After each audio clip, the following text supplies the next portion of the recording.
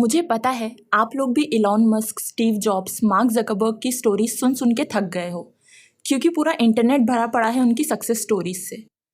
और आप भी वही घिसी पिटी वीडियोस देख देख कर पक गए हो, क्योंकि जैसे एक ही जोक पर बार बार हंसी नहीं आती, वैसे ही एक ही सक्सेस स्टोरीज सुन सुन के क्या खाक मोटिवेशन मिलेगा। इसलिए आज की वीडियो में मैं कुछ ऐसी अनटोल्ड स्टोरीज आपको बताऊंगी जो आपने शायद ही कभी सुनी होंगी। ये स्टोरीज कोई मिलियनर या बिलियनर्स की नहीं है, बल्कि उन एस्पिरेंट्स की है जिन्होंने मेहनत करके टफ से टफ सिचुएशन से निपट के सक्सेस को अपने कदमों में झुकाया है। तो सबसे पहली स्टोरी है अजीत कुमार यादव की। दुनिया में दो कैटेगरी के लोग होते हैं, एक वो जो किस्मत को कोसते रहते हैं और दूसरे वो जो किस्मत से लड़ के सक्सेस को अपने कदमों में झुकाते हैं, और ये इसी कैटेगरी से बिलोंग करते हैं। किस्मत ने तो उन्हें 5 साल की उम्र में ही अंधा बना दिया था, लेकिन इन्होंने ना देख पाने की कमी को कभी अपने करियर के बीच में नहीं आने दिया, क्योंकि जो हो गया उसे तो बदला नहीं जा सकता। लेकिन 2005 में जब उन्होंने एक न्यूज़ सुनी जिसमें प्राइम मिनिस्टर ने कहा था कि अब विजुअली इम्पेयर्ड सिटीजन्स के लिए भी आईएएस बनना पॉसिबल है, और तभी इस बंदे ने अपना गोल सेट कर लिया। इन्होंने तय कर लिया कि अब आईएएस बन के ही मानना है, और 2008 में अजीत ने यूपीएससी की एग्ज़ाम क्रैक भी कर दी और अपॉइंटमेंट लेटर का वेट करने लगे।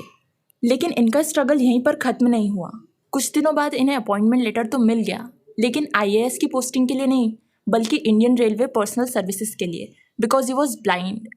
लेकिन ये भी हार मानने वालों में से नहीं थे। अजीत ने आईएएस की पोस्टिंग के लिए कोर्ट में केस कर दिया और 2010 में अजीत के फेवर में हियरिंग भी सुनाई गई। लेकिन इस बार भी अजीत को आईएएस की पोस्टिंग नहीं मिली, तो उन्होंने फिर से केस कर दिया। एंड फाइनली 2012 में national platform for rights of disable यानी एनपीआरटी की हेल्प से अजीत को as an IAS officer appoint किया गया। एक ब्लाइंड बंदा यूपीएससी की एग्ज़ाम क्रैक करता है और अपने राइट्स के लिए पूरे सिस्टम से भिड़ जाता है। साला ये किसी मोटिवेशन से कम है क्या? तो तू किस चीज़ का वेट कर रहा है? अब ये जो सेकेंड स्टोरी मैं आपको बताने वाली हूँ वो इस बात का प्रूफ है कि अगर इंसान की विल पावर स्ट्रांग हो तो बंदा क्या कुछ नहीं कर सकता। अगर आप जाके किसी से भी पूछोगे ना कि यूपीएससी क्रैक करने में कितना टाइम लगता है, तो हर कोई कम से कम 5 से 6 साल तो बोलेगा ही। और अगर यही सवाल गूगल से पूछा जाए तो गूगल भी 10 से 13 महीने का टाइम तो बताएगा ही। पर फ्रेंड्स, ये है आईएएस सौम्या शर्मा। इन्होंने सिर्फ 4 महीने की प्रिपरेशन में आईएएस बन के सबको गलत साबित कर दिया।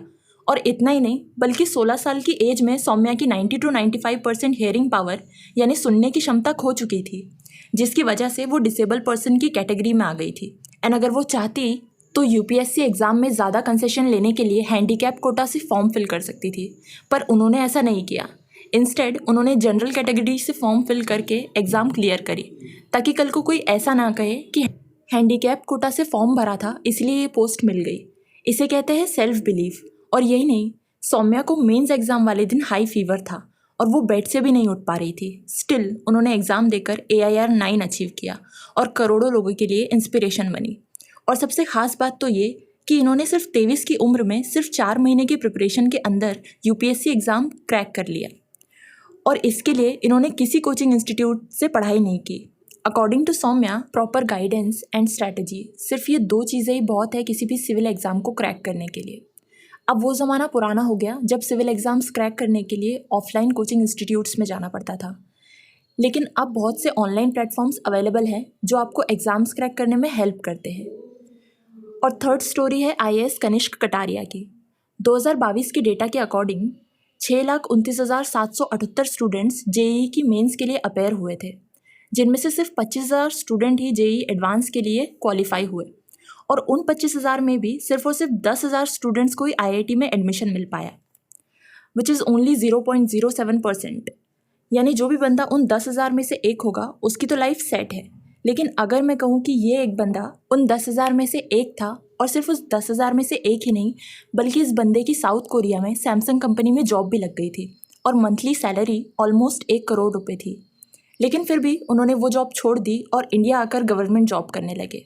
यह है आईएएस कनिष्क कटारिया, और ये वही बंदा है जो 1 करोड़ की जॉब छोड़कर इंडिया वापस आ गया, क्योंकि उसे अपने देश के लिए कुछ करना था। 2018 की यूपीएससी एग्ज़ाम के लिए 8 लाख स्टूडेंट्स ने अप्लाई किया था, और उन 8 लाख में से कनिष्क कटारिया ने फर्स्ट रैंक अचीव की थी। किस्मत भी उसी बंदे का साथ देती है जो मेहनत करना चाहता है, जो मेहनत करने को तैयार होता है। और सौम्या शर्मा, अजीत यादव एंड कनिष्क कटारिया जैसे लोग, बहुत से लोग हैं जिन्होंने टफ से टफ सिचुएशन का सामना किया है। यह है कुलदीप द्विवेदी, एक सिक्योरिटी गार्ड के बेटे। ही अचीव्ड AIR 242।